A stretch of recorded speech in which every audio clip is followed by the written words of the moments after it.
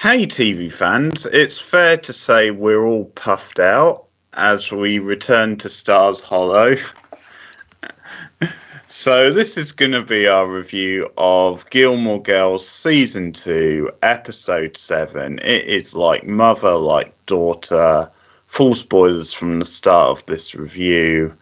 And the main plot is then Rory is called to see the council worker, the social worker at Chiltern, and that is because they're concerned about her being antisocial, about her not socializing enough with like clubs and other kids around the school, because they believe this could negatively impact her potential in her college application. So the principal, Charleston, suggests Headmaster Charleston. Yeah, he's a great principal, one of my favourite TV principals. But Me too. He's pushing her to get involved a bit more, and he even has a dig at her mother, because at one point he digs out her file and says it's very thin, and that's a bad thing because it means you didn't get up to much yourself. So that's partly where the like mother, like daughter title comes from. So what then happens is that Rory accidentally starts hitting it off with this clique around Chiltern, this clique called the Puffs. So there's much humour with that. And she gets initiated. This makes Paris very upset and jealous because it's sort of an aspiration of her. And then she encourages Rory to help her get in, or at least not to screw up her chances.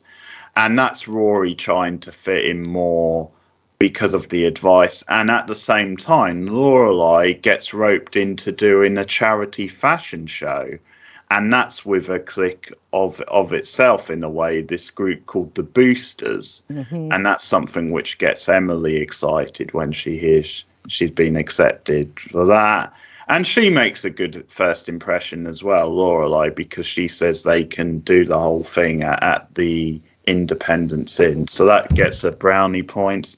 And we've got quite a big guest star because Brenda Strong plays the leader of the Boosters. So she has been in so much TV and film, but she, of course, is in Desperate Housewives, so she plays the narrator of that show. Mary Alice Young herself. Mary Alice, the one who kills herself at the start and becomes the narrator. She's also in Seinfeld as the braless wonder. Braless, yes. Yeah, the O. Henry Fortune.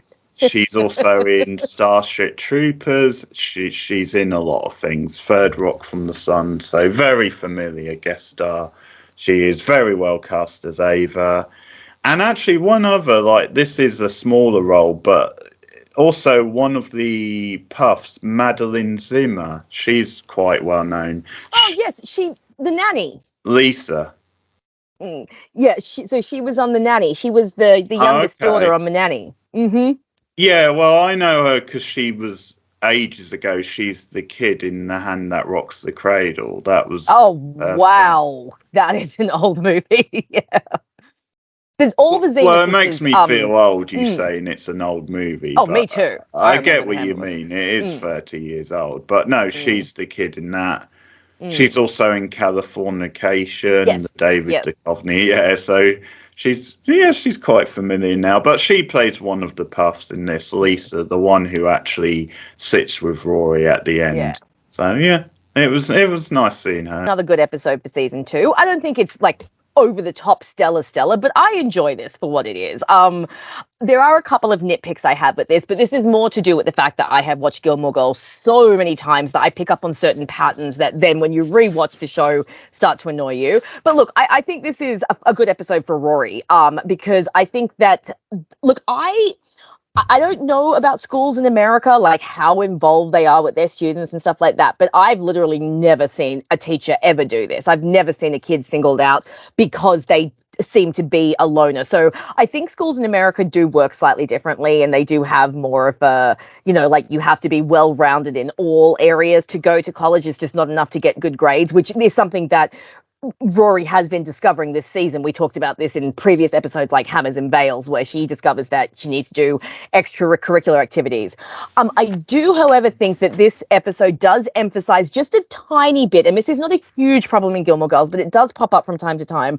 Rory, unfortunately, has a little bit of not like other girls going on. Like she has it in the pilot, and I feel like this episode emphasizes it a bit because there are, and again, if it was just by itself, I wouldn't complain, but there are instances in later seasons where, again, Rory is pushed into being social, and then when she decides to be social, she ends up sitting with like really stupid people or girls that like talk about really shallow things, and it's almost like the show is trying to say that Rory is better than these girls because she doesn't discuss this sort of thing. Like even when she's doing her rant to Headmaster Charleston at the end, she's like, because I don't want to endlessly discuss the euthanasia of Homecoming. It's like, well, Rory, just because you don't want to discuss it doesn't mean anyone else does. Like I said, it's not a big thing. It's just something that does unfortunately sneak in. And it's a little bit to do with the fact that Amy Sherman Palladino is a little too in love with her own main characters, because she does this with Lorelai too. But overall, I think the end of this episode actually does emphasize that Rory is fine and that Rory can do what she wants. And I like that,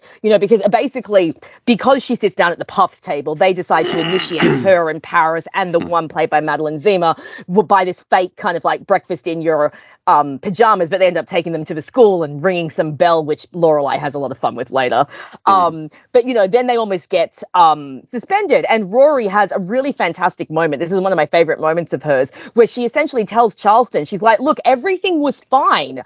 I have friends, I have a boyfriend, my mother and I are close, but because I don't live here, you don't see that, and so therefore it must not be true. And because she stands up for herself, Charleston actually ends up acknowledging that they may have made a mistake in her case and that she's okay to be by herself. And I do like that scene at the end where she's sitting with her book and the Madeline Zima character comes up, and at first you think Rory's like, oh, do you want to interact with her? Maybe then she pulls out her own book and her own earphones, and it's like, yeah, just let the girls be themselves. I prefer Lorelai's storyline in this one though, because I really love when Lorelai takes a step into her mother's world and discovers that she can function within it. And even Emily ends up commenting on that towards the end of the episode. But I really like that we get to see Lorelai, kind of take charge and run the event. I absolutely love her and Emily on the catwalk dancing to Girls Just Want to Have Fun. I always love when Emily and Lorelai have, like a moment, because their relationship is so fractured.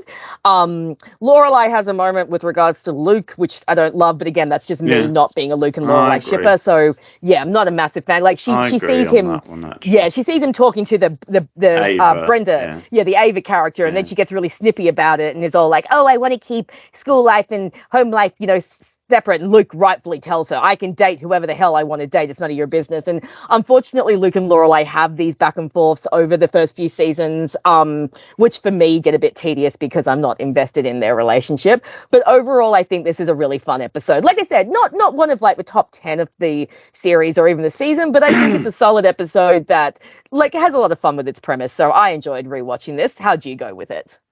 Yeah, this is a good one. I had more fun than this one than obviously the last one, which I was a little bit more middling. Well, there's no Christopher here to ruin everything for you. Absolutely. So no, I enjoyed this one. I think this gets in deeper with the Rory Chilton stuff, which was nice, and I think there's some quirky fun with the Puffs and their whole things, and it was a good use of Paris. Her wanting to get in, because I particularly love her eavesdropping in that scene in the dining hall. Yeah, where she's kind of up against the wall and and just checking on what Rory's going to be saying about her. This season's, what you were saying with Rory is more of a problem. I don't think it's so much a problem in this episode, because I think, like you said, that was a great speech she gives to Charleston, and she's probably right to put him in his place in that scene, and what she says is true. He obviously doesn't push it any further. He realized then he is screwed up, so that scene, that too. Yeah, it shows that Charleston isn't irrational. He's actually a good headmaster, like you were saying earlier. He will step back and admit when he may have been wrong, which I think is very important. Yeah, he's open-minded, and it means he doesn't just end up being the stereotypical, snooty type headmaster. He's actually quite reasonable. and sees when he makes a mistake. But yeah, I would definitely say the stuff you're talking about with Rory gets worse in later seasons. I think at the moment it works well enough because she probably does feel like the more fish out of the water character in Chiltern reaches a certain level in later seasons, and she's kind of associating herself more with these kind of characters, and maybe it's then that it starts to grate more. It's a little bit of a thing in the UK, but it's not really as much of a thing. It's just something I think they recommend, why don't you go to this event? Why don't you, you attend a talk, or you maybe get involved in a club, but it's never a high pressured thing. I think you just treat it as a bit of a joke almost. It's like, okay, we won't go, but we'll just say that we went almost. And they're not really going to check up on us. So it's not really a big deal. And it never really strikes me that it's going to affect your chances of getting in. Whereas the impression we get with this is then it's like really crucial. Paris. But there was a lot of good stuff with the Puffs. I also quite enjoy Rory like faking that she was surprised by them dropping in, like when Laura. That was funny. I got a call from what was the girl? Oh, Francine. Francie. Yeah, and that actress I've seen in stuff as well. Yeah, I've seen her in a few things too. Yeah. But that was funny, her pretending she was surprised, and she had the cake pajamas on. Yes, the cute little pajamas and lip gloss. And I absolutely love Paris there with all of her pimple cream and her hair and her bad nightgown. And she's just like, so that's how you look when you first wake up? And Rory's like, yes. And Paris is just like, nothing in my life is fair. And it's just like, oh, you poor girl. I did like the symmetry between the two plots, like the way you had like the adult version of the Puffs almost, and then you had the contrast with them and with obviously the two Gilmore girls, because I also wondered if there's a character in the boosters with red hair, so I wondered if that was meant to be Francine's mother, maybe. That would be cool if just it was, to make it, even more spot on. But yeah, no, it was good. The theme of the episode worked really well, and I really enjoyed, like you, I really enjoyed the Lorelai stuff and Emily stuff. It's always good where Lorelai actually comes out of her comfort zone and actually does something with her mother. And the dancing was hilarious because Emily got really into it. Yeah, I love it. Lorelai didn't, but then by the end of the scene, she just went with it. So it was a nice scene between them, and I think there was some comment, wasn't there, about her looking like Nancy Reagan. Yeah. She gives the photos to Rory, and Rory's just like, you look like Nancy Reagan. She's like, oh, now that's just mean.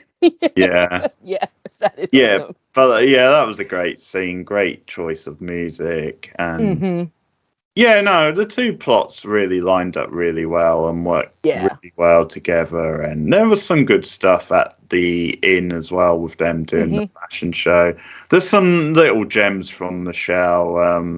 There's always gems from Michelle. I think one of the best gags was like one of the boosters thinking he was like acting as they're like, and hiring that rude, annoying Frenchman to insult everyone. And Lorelai's like, yes, that's exactly what I did. Yeah. And I also liked him asking for a meringue cookie or something like that, which I never even heard of. But when he's trying to bribe Lorelai near the start too, because she wants to help her out. Any complaint is that stuff with her and Luke, because that, and then it's more on her side really, because like this time around, like we said, Luke was definitely justified in reacting.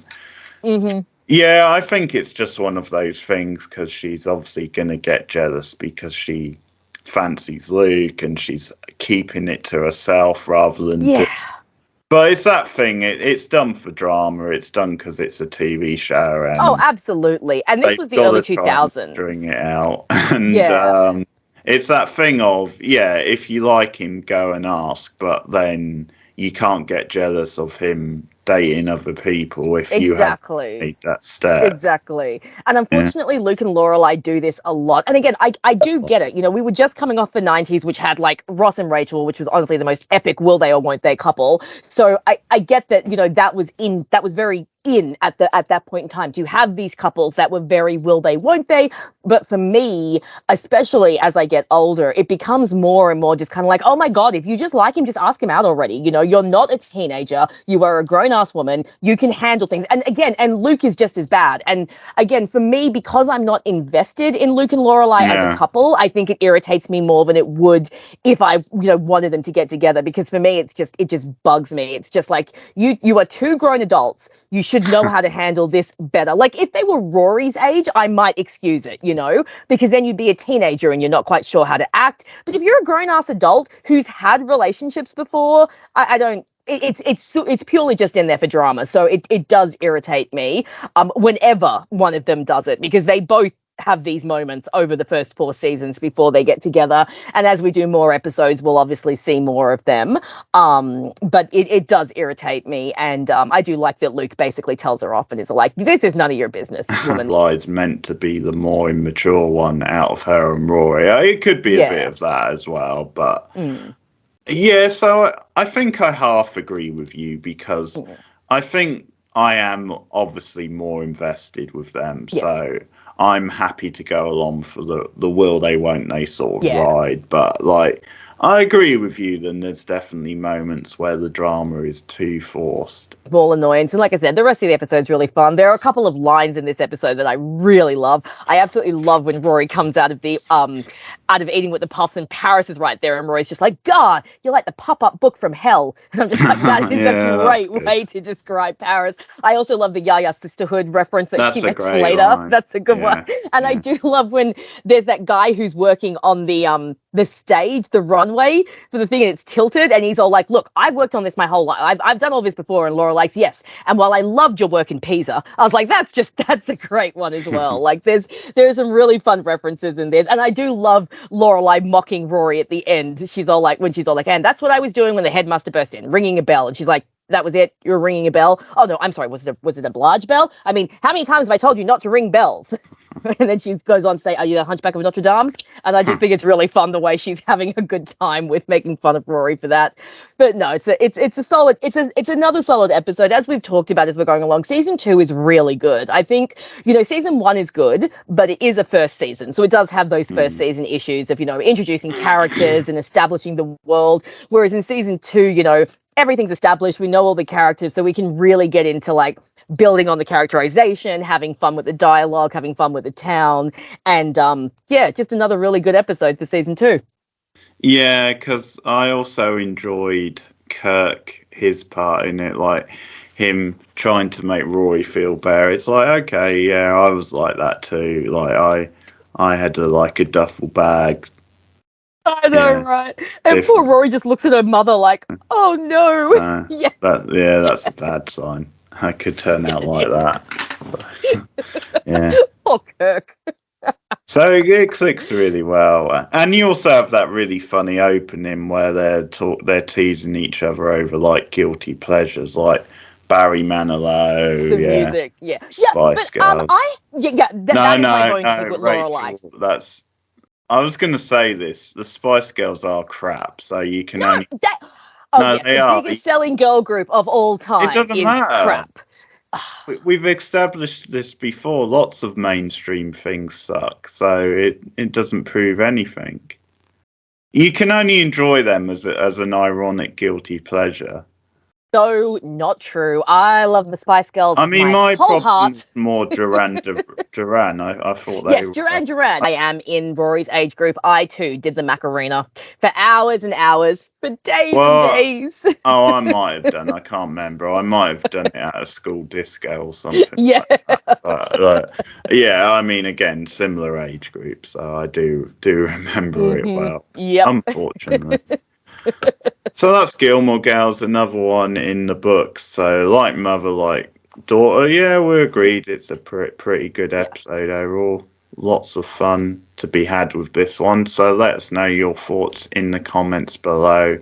like and subscribe. Also, for a similar type show, we're doing Buffy at the moment on the channel. We're getting close to the end of that. Couple more seasons to review, but we've done the first 5 seasons. Big, meaty, deep dive style videos. You can catch up with them now on the channel. And we'll be doing more kind of slightly older prestige style shows as we go along. We definitely have some big plans for next year when it comes to that. But let us know what you think of this episode, and you can also support me on patreon.com/borednow. Rachel, if you want to plug your channel. You can follow me, Rachel McDonald, video essays on TV shows and movies. I will have Gilmore Girls stuff up soon, especially because I usually do stuff that just covers the 90s and the early 2000s. My Tumblr and Twitter, also links through my YouTube, and Keith will usually put a link in the description, so come and follow me everywhere. Okay, we're off to get puffed up even more. It's going to get all puffed up in this joint, and we'll see you again soon. Take care, guys. Okay, a little further. Shh. Here on this spot, tonight in this place where so many others have come before you, we invite you to join us. Please be quiet. We are being puffed. What you're about to do and what you're about to say will remain forever between the members of the Puffs and only the members of the Puffs. This is the headmaster's office. How did she get the keys? I'm sure he didn't give them to her. Stop it. We are making very important social contacts here. Hey, I'm not looking for social contacts. I have friends. I'm fine. Well, how nice it must be to be you. Maybe someday I'll stumble into a Disney movie and suddenly be transported into your body. And after living there a while, I'll finally realize the beauty in myself. But until that moment, I'm going to go in there and I'm going to become a Puff. Now get out of my way. The historical Belle of Chilton, 120 years old. Every member of the Puffs has stood here under the cover of night to pledge her lifelong devotion to us. I pledge myself to the Puffs, loyal I'll always be. A P to start, 2 F's at the end, and a U sitting in between. And Sexton, right?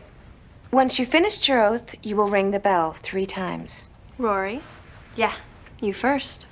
Pledge myself to the Puffs. You have to hold the candle. I pledge myself to the Puffs. Loyal I'll always be. Sing out, Louise. P to start, 2 F's at the end, and a U sitting in between. I wouldn't do that again, Miss Gilmore. Appointment, disillusionment, frustration, astonishment. I suppose you could say I am experiencing all of these emotions, finding some of Chilton's best and brightest acting in such a destructive, immoral, and illegal manner will make all of us think long and hard about the manner in which we're educating you girls. But that is all in the future. How do we handle this now? Well, suspension will be considered. Detention and extra credit to maintain your current GPA standing will be a given. This is unbelievable. What was that, Miss Gilmore? Nothing. No, I distinctly heard you mumbling something in a rather disgruntled tone. I'd like to know what it was. I said this is unbelievable. And why is this unbelievable, Miss Gilmore? Because I didn't even want to be here in the first place. Oh, now, Miss Gilmore. Things were going fine. My grades were good. I joined the paper. My routine was down. Your routine was... And I have friends. I have a steady boyfriend, and my mother and I are freakishly linked, and Lane and I have been best friends since kindergarten, but you don't see that because I don't live in this town, and if you don't see it, then it must not be true. And you call me in here to lecture me because I'd rather read at lunch than endlessly discuss the euthanasia of homecoming. Your reading had... You told me, and you told my mother that I needed to socialize, and if I didn't, it would be frowned upon, and it would hurt me getting into Harvard. Well, yes, we did say that. So I did it. I sat down at a table, a random table. Random? And the next thing I know, I'm being pulled out of my bed in the middle of the night, and I'm blindfolded, and then, before I know it, I end up here with the Yaya Sisterhood, reciting poetry and lighting candles, and now I'm gonna be suspended because I was trying to do what you told me? What's fair about that? Maybe you and I should talk some more. About what? About the fact that though I do feel it is important that students socialize, possibly we may have been a little hasty to judge in your case. Really? So, does that mean that you might reconsider my suspension? You're an excellent student. You deserve to go to Harvard. I wouldn't want to stand in the way of that. We'll talk tomorrow. Thank you.